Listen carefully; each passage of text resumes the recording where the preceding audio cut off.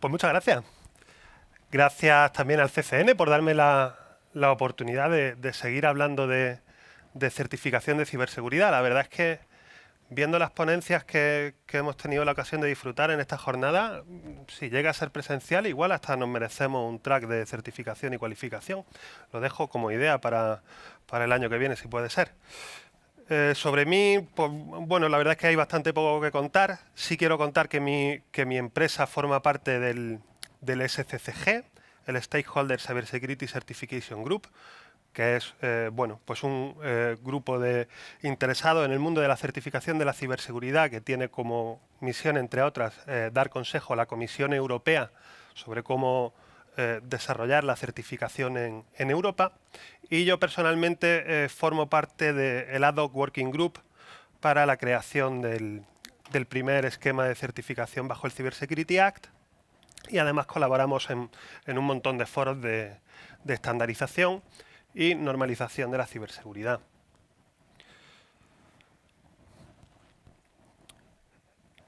En España somos líderes en certificación de ciberseguridad, y no solo a nivel europeo, sino a nivel mundial.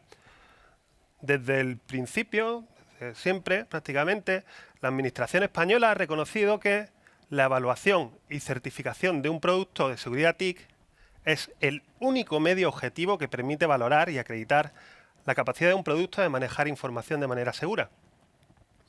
Desde la propia creación del CCN, se asigna al CCN la responsabilidad de la certificación funcional, criptológica y Tempest, y en el caso particular de la certificación funcional, pues se crea el organismo de certificación para certificar productos siguiendo normativas internacionales como Common Criteria. Desde ese primer momento, ya España entró a formar parte del CCRA, que bueno, pues es un acuerdo de muchos países que reconocen mutuamente los certificados emitidos en cada uno de estos países. No llegamos los primeros, pero llegamos bastante pronto. En 2010 sí que fuimos uno de los 8 primeros países que firmó el acuerdo SOGIS de reconocimiento mutuo, que es un acuerdo también para reconocer los certificados emitidos como un criterio, en este caso para nivel alto y a nivel europeo. Y en 2018, aquí en España, se creó LINCE como cuarta metodología ligera de esfuerzo acotado dentro de Europa, siguiendo pues el ejemplo de otros países como Francia o Holanda o Alemania, por poner alguno. Pero es que resulta que hoy ya es la que más certificados de este tipo ha emitido en toda Europa. En España contamos además con 8 laboratorios acreditados. Si vemos un poco los números, bueno, la gráfica que tenemos de abajo nos muestra el número de certificados emitidos históricamente en el mundo para Common Criteria, podemos ver que ocupamos un muy digno 6º puesto. Esto es solo posible si tenemos en cuenta que muchos fabricantes extranjeros, como pueden ser Samsung o HP, Microsoft o Huawei, vienen a certificar sus productos aquí a España. Si tenemos en cuenta el número de productos certificados Common Criteria solo en lo que va de 2020, pues estamos en una muy digna 5ª posición. Uy, ahí está. Por sus números, España ya es una potencia mundial en certificación de ciberseguridad. Pero es que si además comparamos esos números teniendo en cuenta cuál es el Producto Interior Bruto del país, entonces sin duda el resultado es mucho más meritorio. Si a esto añadimos que el organismo de certificación, pues el despacho dentro de CCN que se encarga de las labores de certificación, está formado por un equipo de certificadores muy inferior en número al de otros países, yo creo que definitivamente lo que tenemos delante es algo realmente heroico. Ahí tenemos el edificio de la Comisión Europea, de donde salen las leyes en Europa. En 2016 ya nos dieron un pequeño revuelco con el GDPR, que todos sabéis cómo ha cambiado pues el panorama de la privacidad en concreto en toda Europa. Y no solo en toda Europa, sino en todo el mundo. También se publicaron otras leyes relativas a ciberseguridad, que también fueron muy importantes, no tanto como el GDPR, pero sí tuvieron su importancia, como pudo ser EIDAS para la firma digital, o la directiva NIS, que en España ya estábamos un poquito por delante, y es algo de lo que debemos estar orgullosos con nuestra ley PIC. Recientemente, en 2019, se publicó el Cybersecurity Act. Y os puedo asegurar, y es el principal objetivo de mi presentación hoy aquí, que esto nos va a cambiar la vida tanto o más que el GDPR.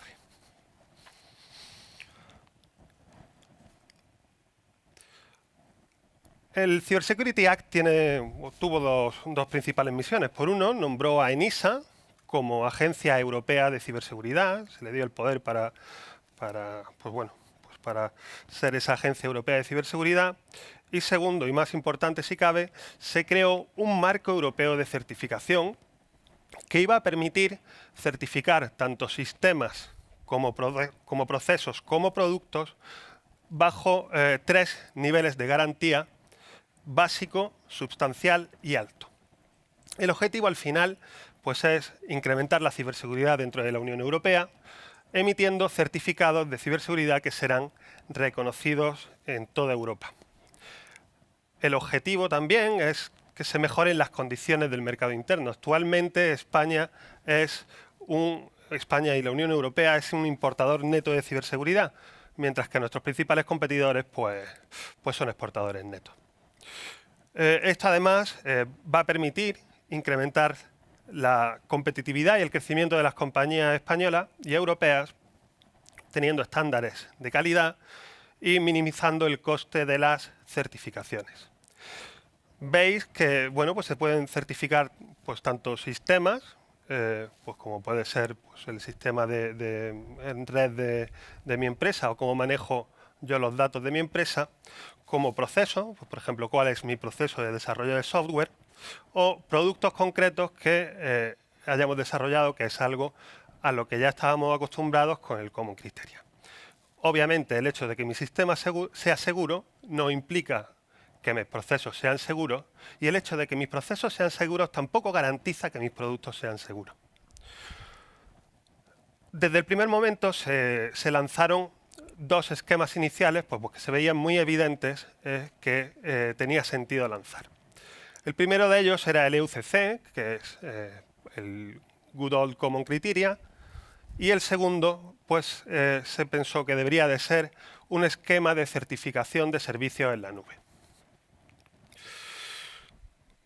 Este Cybersecurity Act va a permitir pues, crear tanto esquemas verticales pues, propios a una industria muy particular, como esquemas horizontales que sean de aplicación a todo tipo de productos, servicios o procesos. ¿Cómo funcionan pues, estos esquemas? Bueno, para el funcionamiento de los esquemas necesitamos contar con los NABs o National Accreditation Body, que en el caso de España es un rol que ostenta ENAC, que son los encargados de acreditar tanto a las National Cybersecurity Certification Authorities, que serán las autoridades que se encarguen de velar por el buen cumplimiento del Cybersecurity Act y por poner en marcha los esquemas de certificación en cada uno de los Estados miembros, y que en España es un rol que asumirá el CCN, y que serán las encargadas de autorizar y supervisar a los Conformity Assessment Bodies o CAPS, que son los que evaluarán esos sistemas, productos o procesos de acuerdo a un proceso de evaluación y de conformidad con una serie de requisitos de ciberseguridad que estarán basados en estándares europeos o internacionales. Esto sería lo que forma un esquema de certificación. En el caso del nivel de garantía alto, recordemos que teníamos 3 niveles de garantía, serán las NCCAs las que emiten, monitorizan y supervisan estos certificados europeos de ciberseguridad. En el nivel de garantía sustancial, pues la novedad que tenemos es que permitimos que estos Conformity Assessment Bodies, que son al final o pueden ser entidades privadas, sean los que emitan los certificados. Y para el caso del nivel de garantía básico, damos la posibilidad de que sea el propio fabricante el que atestigüe mediante una declaración de conformidad y una auditoría interna, pues la seguridad de su producto. Resumiendo un poco, 3 niveles, alto, sustancial y básico. En el alto probamos cumplimiento y robustez con el objetivo de preservar la soberanía, proteger al ciudadano y a la industria de organizaciones criminales, y para hacerlo, como mínimo, vamos a tener que hacer pruebas de penetración y ataques estado del arte. Estas pruebas las tiene que hacer un laboratorio de evaluación dentro del CAP y será la NCCA quien emita el certificado. Para el nivel sustancial, las pruebas que haremos serán también de cumplimiento y robustez, pero en este caso el objetivo es distinto. Aquí el objetivo es prevenir ataques que sean escalables en dispositivos de coste medio o alto. Como mínimo, vamos a estar requeridos, el CAP tendrá que probar que no hay vulnerabilidades públicas conocidas y ya no se harán pruebas de penetración. Se pueden hacer, pero no es obligatorio que se hagan, sino que se harán como mínimo pruebas de conformidad. En este caso, el certificado lo emite el CAP. En nivel básico, lo único que se prueba es cumplimiento. Lo único que buscamos en este caso es prevenir ataques masivos en dispositivos de bajo coste. O sea, un dispositivo de bajo coste que no tiene sentido que afronte una certificación que, bueno, pues siguen siendo bastante caras, pues vamos a dar la posibilidad, por un lado, de que el fabricante haga esa autoevaluación y emita una declaración de conformidad, o de que el laboratorio simplemente haga una revisión de documentación técnica y sea él, en este caso, el que emite un certificado. ¿Qué novedades principales tenemos? Bueno, pues por un lado tenemos unas nuevas obligaciones para los fabricantes que vienen del propio Cybersecurity Act, como son el proporcionar un repositorio de vulnerabilidades públicas, una dirección de contacto para que puedan ser notificados por investigadores de vulnerabilidades que hayan encontrado y hacer responsible disclosure. Tienen la obligación de prometer un periodo de soporte de durante cuánto tiempo se comprometen con el cliente a proveer parches de ciberseguridad, y además, muy interesante también, los obligamos a notificar dependencias, de manera que si utilizas una librería, una serie de librerías, pues tienes que decirlo para que en el caso de que se descubra una vulnerabilidad en una de ellas, pues sepamos muy fácilmente cuáles son los productos que están afectados. Además, no olvidemos que todo esto ya es ley de Europa, no es lo mismo que un esquema que no tenga el soporte de una ley. Habrá mucha monitorización de no conformidades y de cumplimiento. Pues hay responsabilidades legales que pueden implicar que si tú como fabricante has emitido una declaración de conformidad de que tu producto era seguro y lo habías sometido a una serie de pruebas y por la razón que sea se demuestra que no es así, pues te puedes enfrentar a potenciales multas o sanciones. Además, las NCCAs y los CAPs se van a encargar de monitorizar el panorama de amenazas, de manera que si pues surge un nuevo tipo de vulnerabilidad, pues ellos verán que los productos o sistemas o procesos que hayan certificado, pues si están afectados por esta vulnerabilidad o no. Por ahora, la certificación sigue siendo voluntaria hasta que se indique lo contrario.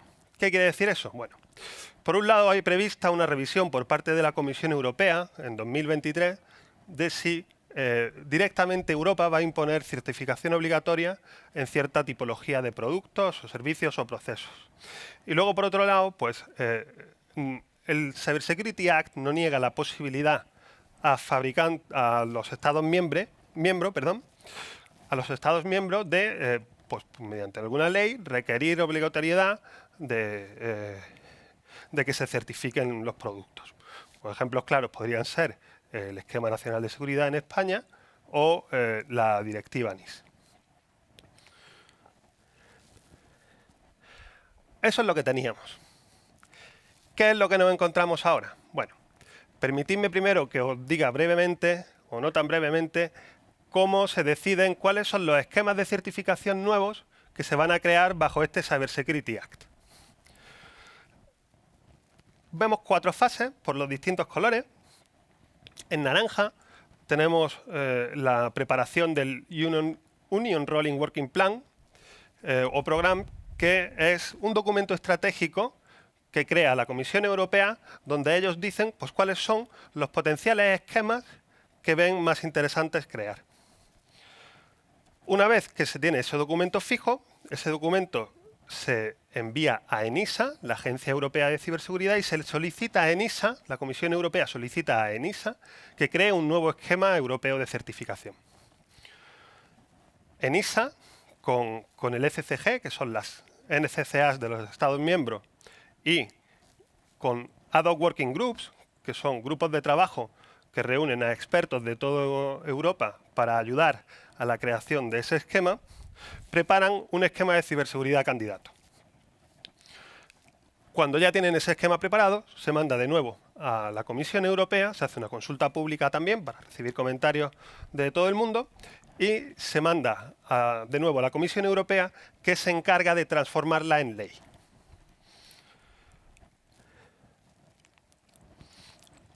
Vale, pues ahora mismo, como os dije antes, tenemos 2 primeros esquemas que son, por un lado, el EUCC, basado en el antiguo Common Criteria, y por otro lado, el esquema de cloud del que hablaré ahora. Actualmente, pues bueno, el EUCC es una transposición de ese acuerdo SOGIS que se habían hecho entre los primeros 8 países que pertenecían a España, que ahora ya son 17, y el ad hoc working group al que tengo la suerte de pertenecer todavía sigue activo para terminar de perfilar cuáles son los detalles de cómo va a funcionar ese nuevo esquema europeo de certificación de ciberseguridad. Ahora, por ejemplo, lo último que se está trabajando es en cuáles son los requisitos específicos que vamos a exigir a los laboratorios que hagan evaluaciones conforme a este esquema. Se está trabajando también en cómo transponer los certificados que se emitieron durante la época SOGIS a este nuevo esquema, así como en la creación de una especie de taxonomía de productos europea, muy parecida a lo que tenemos aquí en España con el catálogo de productos STIC. Y bueno, pues tenemos todavía también algo de trabajo más pendiente, pero se espera que para el segundo cuatrimestre de 2021 ya pasemos a la fase de Implementing Act. Es decir, ya convirtamos ese esquema en ley para la Unión Europea. ¿Qué novedades encontramos con respecto al Common Criteria? Bueno, pues se introduce gestión de parches, se va a permitir formas más ágiles de actualizar la versión de un producto certificado. Sabéis que Common Criteria normalmente te proporcionaba una foto de la seguridad en un momento. La idea es ir pasando un poco más a un vídeo. Y bueno, pues se espera un periodo de transición entre 1 y 2 años, pero todavía no está suficientemente claro. Respecto a la nube, os puedo contar algo menos porque no tengo tanta visión, pero se va a utilizar para niveles básicos, sustanciales y altos. No se va a permitir self-assessment. Y bueno, el ad hoc working group en este caso se lanzó en marzo de 2020, partiendo del trabajo de una iniciativa público-privada liderada por la Comisión Europea, que era CSP-CERT, y la idea es usar una metodología muy similar a la de la ISO 27000 o ISAE SOC 2, pero utilizando unos controles ad hoc diseñados para este momento, que probablemente sean muy similares a los de C5 del BSI. Además, contempla el uso de Complementary User Entity Controls, de manera que hay cierta composición. Y la idea es que haya una primera versión del esquema candidato para este final de año que será sometido a consulta pública y bueno, pues podremos verlo entonces. Muy importante es que esto va a afectar a todos los proveedores de servicios cloud, así que por la cuenta que les trae deberían de estar preparándose. El futuro. Bueno, el futuro es complicado hablar, ¿no? Pero tenemos el el Union Rolling Working Plan. El Union Rolling Working Plan, que es este documento estratégico por el cual la Comisión Europea, con el consejo del SCCG, pues decía cuáles iban a ser los potenciales esquemas que iban a salir en el futuro. Actualmente se encuentra en fase de borrador, próximamente será aprobado por la Comisión Europea, y fija una serie de prioridades estratégicas. La primera, obviamente, es la estandarización, que es básica para todo esto que estamos hablando. Sin estandarización no habrá esquemas de ciberseguridad. Ponen mucho el foco en la pyme, lo cual es muy interesante, proporcionando o pretendiendo proporcionar guías para que las pymes puedan cumplir estos estándares de ciberseguridad, y contemplan también el proveer de fondos para el desarrollo de nuevos estándares y normas. La segunda prioridad estratégica pues tiene que ver con seguridad por diseño. Ya sabéis todo lo que es mover la seguridad hacia la izquierda, hacia el inicio de los procesos de desarrollo, tener en cuenta que la seguridad sea considerada desde la fase de diseño. Tiene que ver también con la seguridad del ciclo de vida, cómo somos capaces de gestionar las vulnerabilidades, si somos capaces de proporcionar parches a nuestros clientes de manera adecuada. Y tiene que ver también con la seguridad por defecto, intentando evitar que nuestros usuarios tengan que realizar complicadas operaciones para lograr que sus productos sean seguros. Todos estos aspectos deberían de integrarse en cada uno de los esquemas de certificación que se creen, de manera que, por ejemplo, si yo estoy evaluando un producto y encuentro una vulnerabilidad, no me limite a notificar al fabricante de que corrija esa vulnerabilidad, sino que haya un análisis de causas raíces que impida que esas vulnerabilidades puedan volver a aparecer. El tercer eje estratégico del que habla este Draft Union Rolling Work Program habla de garantía basada en riesgo. No todos los productos, servicios o procesos que certifiquemos tienen que estar al nivel alto. Hay escenarios en los que puede tener sentido, pues por dispositivos que son de bajo coste, que el nivel de garantía sea básico e incluso se permitan estos self-assessment. El cuarto eje estratégico habla de coherencia y componibilidad, que cuando creemos estos nuevos esquemas pues no haya overlaps, no se pisen unos a otros, y que además nos permitan reutilizar de alguna manera el esfuerzo que ya hemos hecho. Si yo tengo un esquema cripto y ya he certificado en un momento la criptografía de mi producto, no puede ser que llegue otro esquema de otra norma diferente y me vuelva a hacer repetir estas pruebas. Por último, se habla de cooperación internacional.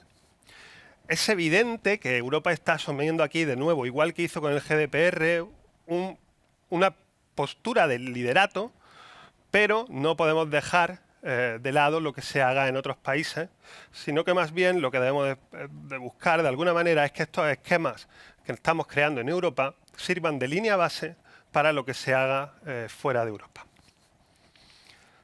Respecto a los esquemas propiamente dichos, pues se va a crear un esquema de componentes industriales. Esto ya está en el Union Rolling Work Program, que potencialmente utilizará las metodologías como 62443, que es la más conocida para esto, y hay una propuesta, un trabajo de ENCIP que probablemente se utilice como base para crear esta metodología de evaluación de componentes industriales. En el caso del IoT se va a crear un esquema también, pero yo creo que quedan más cosas por definir, porque habrá que ver qué es eso del IoT. Si el IoT es el dispositivo que me encuentro en la calle o también la nube con la que se comunica y, bueno, cómo interacciona.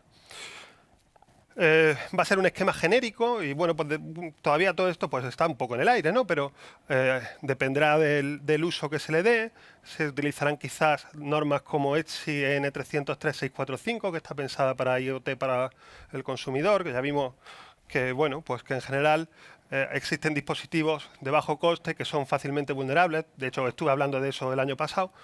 Y pues hay que tener mucha atención a todo lo que es seguridad por diseño. Esos dos esquemas son los que recomienda la Comisión Europea, pero hay un tercero que se ha colado por ahí un poco, no sabemos muy bien por qué, que es el de 5G. Parece que hay algún Estado miembro que ha pensado que es muy importante que esté ahí. Y bueno, pues sí es verdad que hay muchos servicios críticos que van a depender del 5G y se habla de, bueno, de potenciales metodologías como NESAS o el Common Criteria. Si miramos un poco más a futuro, ¿qué es lo que podemos encontrar? Pues bueno, estos son los 4 primeros imágenes que tenéis ahí arriba corresponderían a potenciales nuevos esquemas que ya están contemplados por la Comisión Europea. El primero, que probablemente sea el primero que encontremos de estos, es FITCEM, que sería pues esas metodologías ligeras que hemos ido creando en Europa, pues una común. Aquí FIT es de Fixed Time Common Evaluation Methodology, y está todo bastante preparado para el lanzamiento del esquema. Luego se habla de inteligencia artificial, criptografía o certificación del ciclo de vida, que sería el primero de proceso. Mirando un poco más adelante, pues no cuesta imaginar que tendría sentido pues, verticales para dispositivos médicos o para todo lo que tiene que ver con automotive. Conclusiones. Para los ciudadanos, yo veo evidente una mejora de la ciberseguridad y espero que todos lo podamos apreciar y disfrutar. Si somos capaces de que se exija, y no me duele decirlo, que se exija certificación de ciberseguridad para todo producto de ciberseguridad que se venda en España, probablemente podamos evitar problemas como Stuxnet, donde, bueno, ya sabéis, webcams baratas pues, colapsaron Internet, y permitirán al ciudadano aumentar la confianza, que es de lo que se trata al final, en el mercado digital.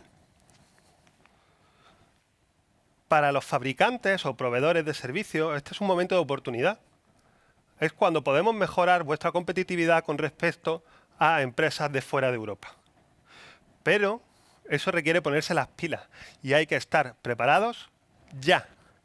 Cuando se publica un documento estratégico de lo que se va a hacer la Comisión Europea, es para que fabricantes y administraciones nos pongamos las pilas y demos respuesta a esos retos que se nos lanzan. Respecto a la administración española en concreto, bueno, ya lo hemos visto, somos un referente en Europa. Somos un referente en Europa y a pesar de que quizás los medios con los que contamos, desgraciadamente, no sean los mejores. El Cybersecurity Act establece esas responsabilidades para la NCCA. Controlar la conformidad de todos los certificados. Controlar el cumplimiento de las obligaciones de fabricantes y proveedores. Apoyar a las entidades de acreditación para cuando acrediten los laboratorios. Autorizar y auditar a los CAPs. Tramitar reclamaciones a los certificados. Imponer sanciones. Cooperar con otras NCCA intercambiando información de ciberseguridad y del estado de los certificados que cada uno ha emitido. Y además estar al día de todo lo que es el panorama de la ciberseguridad para poder realizar una adecuada monitorización del panorama de amenaza. Está clarísimo que sin inversión gubernamental ya, hoy, para dotar a la NCCA de los recursos necesarios, tenemos muchas papeletas de perder este tren. Y no es algo que diga yo. Lo dice el Cybersecurity Act en su artículo 58.5, que dice que los Estados miembros velarán para que las autoridades nacionales de certificación de la ciberseguridad dispongan de los recursos adecuados para ejercer sus competencias y llevar a cabo de manera eficaz y eficiente las tareas que tienen encomendadas. Esto era todo lo que os quería contar por hoy. Os aseguro que esta ponencia no está patrocinada por nadie, lo digo yo porque creo que realmente es así. Muchísimas gracias a todos.